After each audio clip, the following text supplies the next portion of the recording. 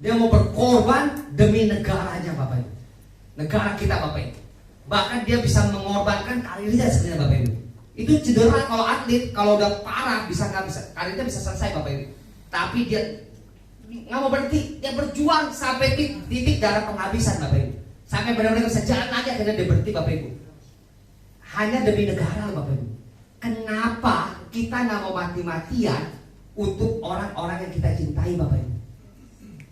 Anthony Ginting aja demi negara dia rela berkorban. Kenapa kita nggak mau Bapak Ibu? Makanya kita mau berjuang sisa 3 bulan ini. Kita mau sekuat tenaga, kita mau finish strong. Dan pastikan tahun ini kita jadi agent yang berprestasi Bapak Ibu.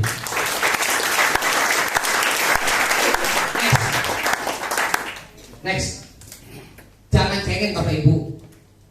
Kesulitan pasti ada, tapi itu harus dihadapi. Next.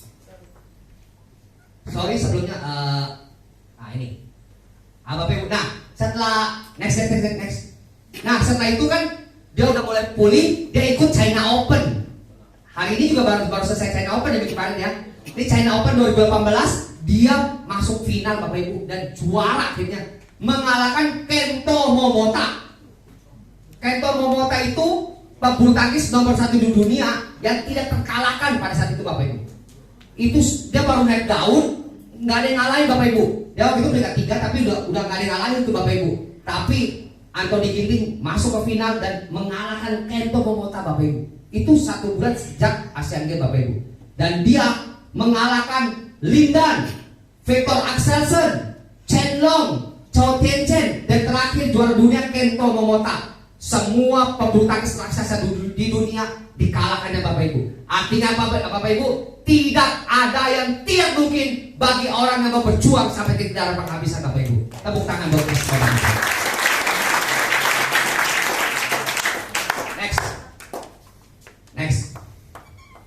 Next. Nah, kita pasti ditolak. Namun, ketika kita ditolak, kita mulai lemes, kita mulai down. Ingat, kalau bisnis kita itu mulia Bapak Ibu. Next. Nah, ini saya punya teman SMA seumuran saya, teman binus seumuran saya tawarkan dia polis. Waktu itu PPH, dia bilang nggak mau, dia ada asuransi kantor. Ya udahlah, lu belilah krisis cover, saya bilang. Nggak mau nggak penting lah, masih muda dan sebagainya. Saya yakinkan berkali-kali sampai berapa bulan ya, saya follow up. Udah lu beli, lu ada duit, bukannya nggak ada duit. Dia kerja di Microsoft, banyak duit, posisi cukup tinggi. Akhirnya dalam beberapa bulan saya agak sedikit push. Karena kita mendekat ya, saya push. Akhirnya dia beli polis 3 juta rupiah Bapak Ibu. Tapi 9 bulan kemudian dia telepon saya, dia bilang terkena kanker testis Bapak Ibu. Bapak Ibu tahu kanker testis? Ya testisnya itulah. Saya sampai googling dulu, emang ada kanker testis ya? Kalau kanker prostat sih banyak ya. Ini kanker testis masih muda lagi. Wih, saya kaget tuh Bapak Ibu. Akhirnya saya temenin ke rumah sakit fluid. Pas diperiksa dokter saya lihat, ih bener tuh Bapak Ibu, testisnya begitu. Wah begitu dah pokoknya Bapak Ibu. Kata dokter, ini harus dipotong testisnya Bapak Ibu. Itunya mah aman. Kan ada 2. Dia akhirnya ke Singapura. Dia dioperasi, dipotong 1, di kemo, pengobatan semua. Habis 1M atau apa saya lupa dah, di Mount Elizabeth. Akhirnya saya bantu proses lainnya dong, bener nggak? Dia ada business cover benefit 1M, ESCC 1M, sama full waiver. Saya klaim kurang lebih 2 bulan lebih, hampir 3 bulan. Itu karena belum di bawah 2 tahun kan kena investigasi ya Bapak Ibu. Akhirnya cair loh Bapak Ibu. Nih, di sini krisis cover benefit 1M. Di sini ESCC 1M, situ full waiver cair Bapak Ibu. Artinya dia cair 2M. Next. Nah, ini bukti transfernya. Tanggal 13 November 1M, 13 November 1M. 2M Bapak Ibu cair. Next. Kita lihat testimoninya. Stop tanda tangan dulu. Belum. Tanda tangan, tepuk tangannya. Bisa aja butuh tantangannya. Kita lihat. Thank you ya Jong. udah ditawarin asuransi prudensial. Dulu nggak percaya bisa keluar, tapi sekarang beneran menolong banget buat waktu sakit kritis. Paling oke memang asuransi paling oke. Baru ikut 11 bulan, ternyata 11 bulan. Sorry, 9 bulan plus investigasi jadi 11 bulan. Tapi sudah bisa keluar dan dibayar full lagi semua benefitnya. Thank you banget ya Cong, ketemu lu memang keberuntungan besar dalam hidup gua. Dan cairnya asuransi Pru jadi hadiah terbaik selama gua hidup Bapak Ibu. Ini testimoni dia luar biasa Bapak Ibu. Artinya Bapak Ibu, tugas kita tuh mulia Bapak Ibu. Saya yakin dan percaya kita adalah perpanjangan tangan Tuhan untuk menolong nasabah-nasabah kita suatu saat nanti Bapak Ibu. Tugas kita mulia. Kita bantu orang, Tuhan pakai kita menjadi kepanjangan tangannya Bapak Ibu. Setuju Bapak Ibu? Jadi jangan pernah kalau lemes, iya tadi kita bisa kita mulia. Lalu singkat kata di ujung sharing saya teringat dengan pesan om saya dari daerah Sragen. Ini Sragen. Nah ini nih Sragen. Mana tuh keluar kan? Nih Sragen Bapak Ibu. Dia bilang begini, ketika kamu miskin belum sukses, semua kata bijakmu terdengar seperti kentut. Tetapi ketika kamu kaya dan sukses, kentutmu terdengar sangat bijak dan menginspirasi Bapak Ibu. Sekian sharing dari saya. Kalau ada salah-salah kata,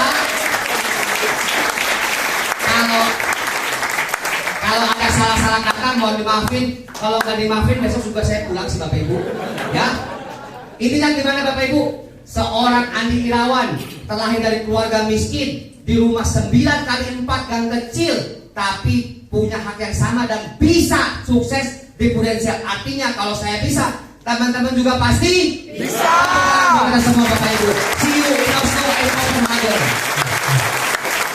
Oke teman-teman, closing note biasa untuk Andi Irawan ya. Ya. Q&A. Bayarannya beda loh Pak. Bayarannya beda. Minta Pak Widi ya.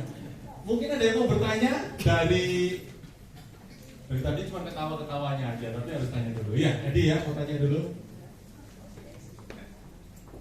Ya, selamat pagi Pak. Pagi. Saya mau tanya nih, toko gamesnya tutupnya kapan? Terus akhirnya mutusin tutup itu gimana?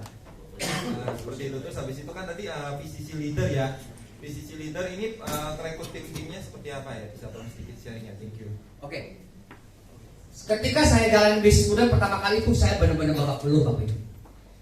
Bayangin saya harus di toko harus jalan, itu sumber duit saya buat makan, bener nggak?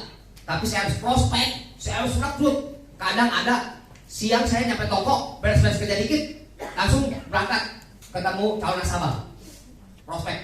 Selama prospek ya, WA bunyi mulu, telepon bunyi mulu, saya aduh nih, langganan nih ya. Abang udah selesai baru saya balas jawaban WA saya. Lalu balik ke toko, nggak lama agent minta temenin di daerah Pluit. Oh saya pergi loh.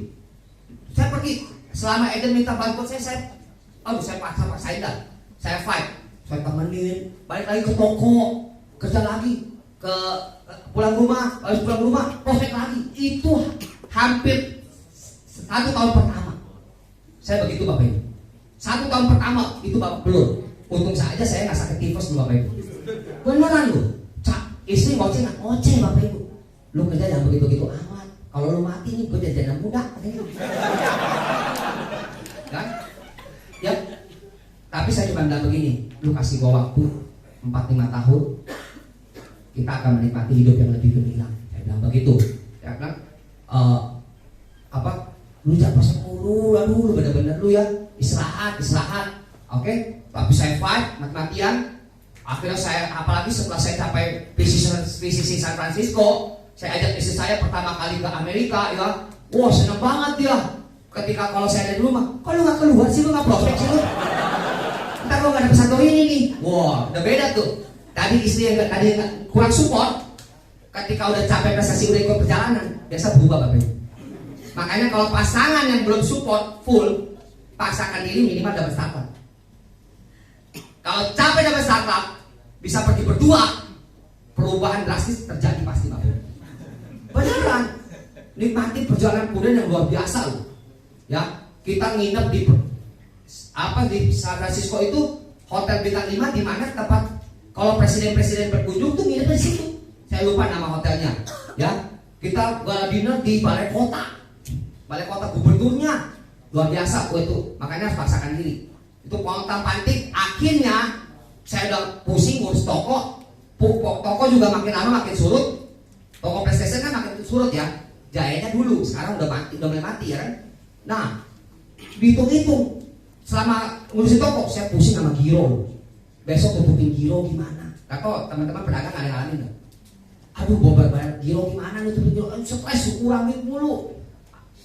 Rumah saya tuh disekolahin Bapak Ibu. Disekolahin maksudnya digadaikan ke bank Bapak Ibu ya. Saya hitung udah pas sekolahnya dapat duit sih lancar. Nggak lama minus lagi. Waduh, stres minta ampun Bapak Ibu. Sampai 2 tahun saya di Puden, income saya kurang lebih 30 juta udah dapat ya, 30 apa 40. Tapi saya hitung-hitung, saya punya utang KMK saya minus 1,8 M loh Bapak Ibu. Sorry, 1,7 M. 1,7 M saya minus. Tapi kalau gua nggak cut, ini gua rumah bisa tarik nih. Gila, rumah yang gua selama ini gua perjuangkan 1,7 M loh Bapak Ibu. Bener-bener. Dan di posisi di toko pun masih minus. Jadi toko minusnya banyak banget Bapak Ibu. Saya putuskan udah gini sama kos saya sama kos saya kan. Udah toko minusnya lebih dikit, lu tanggung. Minusnya lebih dikit. Kayak saya minus lebih banyak, gua tanggung sendiri dan gak apa-apa karena gua udah di Puden dan nanti suatu saat gua puji Tuhan tolong lah pastilah. Karena kalau gua bebanin kan kalau gua itu gua sendiri. Kalau mati kan kasihan bener gak ya? Gua sendiri itu bener saya alamin loh. Saya cut di 2 tahun. Saya putusin saya dengan minus 1,7 M. Nggak berapa lama kemudian koko saya telepon saya. Di, wah ada duit nggak? Berapa? 100 juta. Gue bukannya nggak ada ya. Cuma kan ini mau nutupin minus 1,7 M aja udah berat tuh. Udah mulai ngumpulin ya. 100 juta. Ngasih nggak Bapak Ibu? Engkau sendiri loh. Kita minus 1,7 M belum tertutup loh KMK. Nanti kok kalau gua ada duit ada bayar, gua ganti lah. Dalam hati mah gak bakal bayar kan? Beneran gak bakal bayar ini mah. Ini mah udah mesti duit hilang ini mah. Saya berdoa, saya bergumul ya, saya kasih Bapak Ibu. Jadi saya total minus 1,8 M Bapak Ibu. Dimulai 2 tahun setelah di Puden saya minus. Apa biaya bulan ini saya potong setengah. Gak bisa lagi. Bayar bunganya aja belasan juta. Bunga KMK belasan juta Bapak Ibu. Kita 13-14 juta. Itu benar-benar hidup saya susah. Saya dulu ada rencana rumah berjual, nanti beli rumah yang kecil lagi supaya KMK lunas. Tapi lalu mobil saya mau jual. Pokoknya intinya saya supaya perpindahan dari toko ke full time maunya smooth. Kenapa? Karena kan saya mau prospekin bos-bos saya digodok juga dong, bener nggak? Kalau nama saya jelek, saya nggak bisa prospekin lagi. Saya berjuang akhirnya dan 2 tahun berjalan. Setelah 2 tahun itu, saya kan kalian udah 4 tahun ya. Dan saya bersyukur tahun ini saya akan lunaskan semua utang KMK saya Bapak. Saya bilang Bapak Ibu, itulah pusingnya kalau berbisnis Bapak Ibu. Kelihatannya untung, tapi kalau udah hitung-hitung pahit tuh Bapak Ibu. Makanya kita bersyukur tuh bisa ada di bisnis Puden Bapak Ibu. Nggak ada resiko, kita bisa dapat duit banyak. Saya mau kasih tahu ya, kayak founder saya aja ya, Ibu Linda Wijaya, tahu Bapak Ibu? Ada yang tahu Bu Linda Wijaya? Founder Pro Victory. Hanya tahu ada kontes cash booster? Cash booster ya? Ada cash booster 6 generasi loh. Ya. Hanya dari cash booster 6 generasinya aja, Bu Linda Wijaya 60 juta per bulan Bapak Ibu. Komisi Bapak Ibu aja belum nyampe saya rasa. Bu Linda Wijaya 60 juta cash boosternya. Amazing nggak Bapak Ibu? Ini bisnis hebat Bapak Ibu. Kenapa kita nggak mau fight mati-matian Bapak Ibu? Kita bangun tim. Sampai tim kita besar, kita akan menikmati kemenangan Bapak Ibu. Tepuk tangan buat semua Bapak Ibu. Oke, jawab ya. Yang tentang PCC leader membangun tim ini. Nah, ketika saya putuskan saya full time full time kurang lebih di akhir 2017. Akhir 2017 saya full time, saya bekerja lebih keras lagi, saya rekrut, mereka terus rekrut. Ketika kita rekrut, kita dorong tim kita juga untuk rekrut. Agent get agent. Jangan hanya kita ngandalin kita rekrut doang. Ketika kita rekrut, mereka sudah mulai produksi, dorong mereka untuk promosi AAD. Ingat AAD 5 agent, lebihin gue bilang. Jadi mereka rekrut dari awal, jadi agentnya lumayan banyak. Kan closingan ada 700, 800, 1 juta. Ya kumpul-kumpul jadi banyak loh Bapak Ibu, benar nggak? Ya, jadi saya main kuantitatif. Karena market saya nggak terlalu besar, mau nggak mau main kuantitatif. Dan setelah saya putuskan full time di Pune di akhir 2018 saya PCC leader dan PCC agent Bapak Ibu. Luar biasa, nggak tepuk tangan dong Bapak Ibu. Dan kalau saya kemarin ada kontes rekruter Vietnam kan? Ya, Vietnam ya. Ada dapat di sini? Nah, Bapak ada ketemu kita. Saya itu nomor 5 nasional. Agent saya 11. Agent aktif baru. Yang saya rekrut langsung hanya kurang lebih 2 atau 3 orang. Saya lupa, antara 2 atau 3 orang. Sisanya apa? Agent get agent Bapak Ibu. Dorong mereka. Makanya kayak tahun lalu, kenapa saya bisa 3M? Saya pribadi unit ya, saya pribadi bisnis 1M. Saya naikin 4 AD Bapak Ibu. Masing-masing kali 400 juta aja. 1,6 M kan? 2,6 tinggal krocok-krocoknya aja. 3M Bapak Ibu. Kita main banyak. Kalau kita nggak ada pasar besar, kita main banyak aja Bapak Ibu. Main rajin aja. Kita pasti sukses. Udah siap Bapak Ibu. Oke? Cukup? Oke, ada yang mau bertanya? Ada yang mau bertanya lagi? Gak ada yang mau tanya? Oh ini Reksa.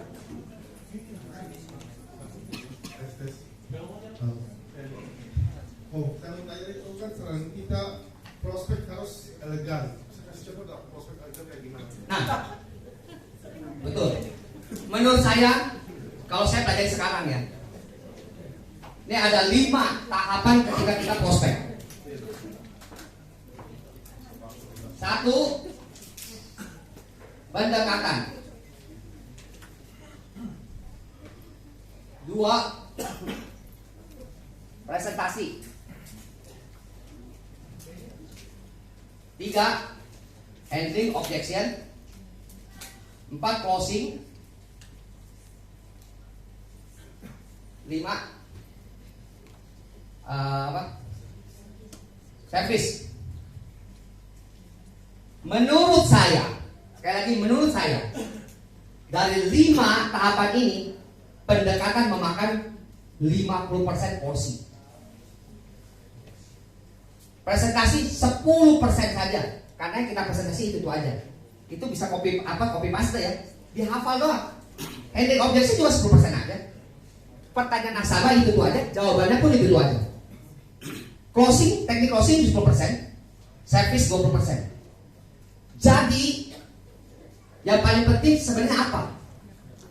Pendekatannya harus kuat Bapak Ibu. Ini kunci. Kalau kita calon nasabah kita sudah dekat, percaya sama kita, itu jauh lebih gampang kita prospek ini. Kalau kayak saya sekarang, saya nggak pernah presentasi Pak Ali atau gimana nggak pernah. Saya cuma kasih tahu produknya, kok ada produk ini. Karena dia udah percaya sama kita. Kalau dia ada duit dia beli, dia nggak ada duit bohong. Iya dong, masih kita paksain, kita bisa jual kolor dia. Benar? Itu pendekatan paling penting. Bangunlah, kalau kita bangun pendekatan, jangan ada maunya doang. Kita say halo, kita bangun kedekatan. Kalau Imlek atau Lebaran bikin kue untuk nasabah-nasabah yang bagus, ya calon nasabah, iya, itu aja pendekatan. Dan kita pasti menuai. Dan yang berikutnya service. Kalau ini menurut tim saya, termasuk leader saya Edison, leader dan lagi Lili Halim baru Lidam Jaya. Leader saya Lili Halim memberikan pandangan tentang diri saya ya. Lili Halim itu satu konsep bareng sama Pak Suratmin. Acong itu keunggulannya service kan. Saya pernah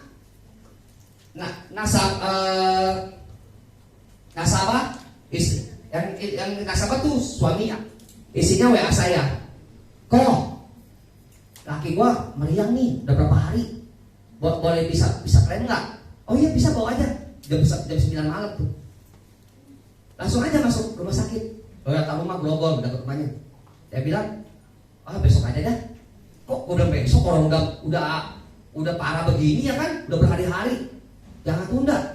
Nggak bisa kok, soalnya nggak bisa nganterin, ada anak, jadi dia tinggal laki bini sama anak satu. Kalau dianterin lakinya, anaknya saya menjaga. Saya bilang, lu tunggu dah, gue jemput laki lu, gue bawa ke rumah sakit. Saya posisi itu bukan dari di rumah, saya lagi di tempat lain, saya pulang ambil mobil, saya kebanyakan naik motor kemana-mana di Jakarta, macet, nggak tahan. Saya pulang ambil mobil di rumah, saya ke apartemen dia, saya jemput, saya masuk rumah sakit sampai jam 2, saya urusin semuanya. Lalu saya kasih tahu bininya ini udah di kamar ini, saya servis sampai begitunya bapak ibu, ya. Dan itu servis saya bapak ibu. Habis itu saya posting dong sebagai itu iklan saya, branding saya. Makanya servis saya fight habis-habisan bapak ibu. Selama nasabah butuh bantuan, saya pasti servis bapak ibu. Bapak ibu pernah seperti kayak gitu nggak bapak ibu? Ketika kita lakukan hal yang luar biasa, kita akan menuai hal yang luar biasa juga bapak ibu. Terakhir ini ya, sebelum saya ke PALC Sydney sama CRD, nasabah saya itu telepon saya bilang, Di, ini ada tetangga gua kemarin masuk rumah sakit karena pasang ring, habis pay gotiau 160 juta tapi dibayar cuma 60 juta. Oh, gue pikir pasti PHS ya kan, PHS, ternyata dicek PSD. Coba nomor polisi berapa bu? Setelah cek, oh ternyata ada PHS, ada krisis cover yang lama, krisis 34 100 juta. Gue bilang, kok ini ada yang masih bisa diklaim nih. Dia pasang 3 ring, penyampitan 3 saluran. Saya udah bisa diklaim nih. Oke, saya meluncur ke Pamanukan, Jakarta. Pamanukan jauh. Tahu Pamanukan? Di daerah Pantura. Dari Cikampek 2 jam lagi, Jakarta Cikampek 2 jam lagi. Saya bantuin klaim. Dia di rumah sakit Boromeus Bandung.